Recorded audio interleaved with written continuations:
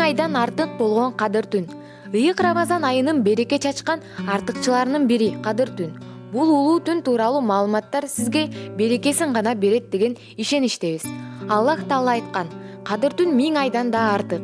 Пайгамбарыбыз Мухаммед саллаллаху вассалам мындай деген: кадыр түн кечесин ыйман менен соопко үмүт кылып өткөргөн адамдардын күнөөлөрү кечирилет. Эмне үчүн бул кадыр түн? Бул түндүн кадыр түн деп аталышынын себептери туурасында алымдар арасында ар кандай ой пикирлер айтылган. Кадыр түн деп аталышынын себептеринин бири Аллах Таала бул түнү жыл бою болуучу баардык иш-аракеттерди тагдыр кылат. Мисалы ушул жылы кимге канча рызкы берилери, кимдин ажалы жетип бул дүйнөдөн өтөрү сыяктуу иш-аракеттер жазылат. Кадыр деген сөз кадыр барктуу, шарапаттуу, бийлик даражалуу дегенди билдирет. Мисалы баланча кадыр барктуу же кадырлуу адам деген сыяктуу. Бул түнү тоскон адам буга чейин жетпеген улуу даражага жетет.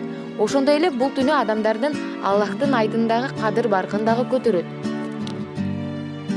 Чогулуп тосконго болбойт. Мусулман адам дүйнө сөзүн сүйлөп, жакындарын чогултуп шан шөкөт кылууга болбойт. Анын ордуна өзүн болушунча ибадаткка арнап, жашоодо басып өткөн жолуна, буга чейин калган иштерине сересеп салганы жакшы. Сериал көрүп интернетте отурбайт. Кадыр түндө телевизор көрүүгө болот, бирок анда шариятка тиешелүү баяндарды же тарбиялуу, бар маанилүү тасмаларды көргөнгө гана уруксат.